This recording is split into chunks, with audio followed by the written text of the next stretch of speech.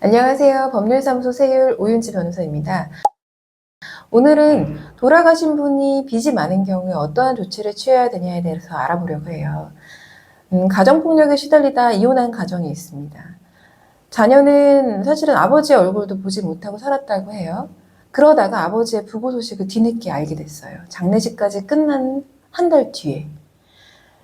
이 자녀분 같은 경우에는 당연히 아버지와 관련된 그 어떠한 것도 상속받고 싶지 않다라고 생각을 했죠. 이런 경우에 진행할 수 있는 절차가 바로 상속 포기 절차입니다. 상속 포기란 내가 상속인으로서 받을 수 있는 권한과 의무를 모두 받지 않겠다라는 것을 법원에 신고하는 절차이고, 이때 돌아가신 분의 마지막 주소지가 있는 곳에 가정법원에 사망한 사실을 안 날로부터 3개월 안에 신청을 해야 합니다. 이 절차만 지켜서 상속 포기 신고서를 법원에 접수를 시키면 법원은 이에 대해서 따지지 않고 좋다, 인정하겠다, 넌 상속인이 아니다 라고 결정을 내려줘요. 그래서 굉장히 간단합니다. 근데 문제는 그 다음에 있습니다. 상속 포기를 하는 순간 그 다음 상속인한테 상속인으로서의 권한과 의무가 넘어가요.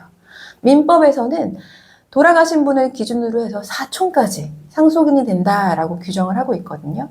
그러다 보니 형제자매인 이촌 삼촌지간이 상속을 포기한다? 이러한 경우에는 사촌지간까지도 상속인이 될 수가 있습니다. 보통은 형제자매를 기준으로 해서 조카들까지도 상속인이 된다는 의미이고, 나로 하여금 사촌들까지 다 상속인이 된다는 뜻이기 때문에 꽤 넓은 범위로 상속인이 인정이 되는 거예요. 근데 이분들 같은 경우에는 내가 얘랑 아무런 교류가 없었는데 왜 상속인이 됐냐? 왜 내가 상속 포기를 해야 되냐라고 불만을 갖는 경우들이 있어요.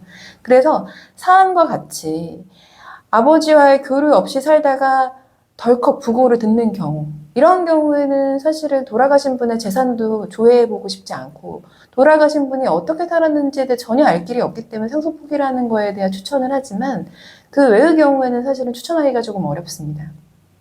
요즘에는 상속 순위에 들어가 있는 사촌지간들끼리 전부 다 상속 포기를 가정법원에 한 번에 하기도 해요. 그래서 이러한 노하우는 있다.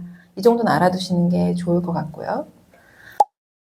오늘은 돌아가신 분이 빚이 많은데 이러한 경우에 어떠한 조치를 취할 수 있나, 혹은 돌아가신 분이 빚이 많지 않더라도 돌아가신 분과 관련돼서 그 어떠한 것도 알아보고 싶지 않다라고 하는 경우에 취할 수 있는 조치인 상속 포기에 대해 알아봤습니다.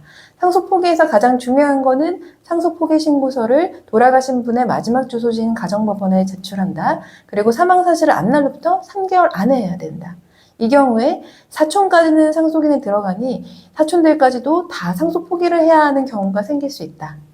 그래서 주의해서 신고를 해야 한다. 이에 대해 알아봤고요. 다음에는 빚이 많은 경우에 취할 수 있는 또 다른 조치, 한정 승인에 대해서 알아보겠습니다. 감사합니다.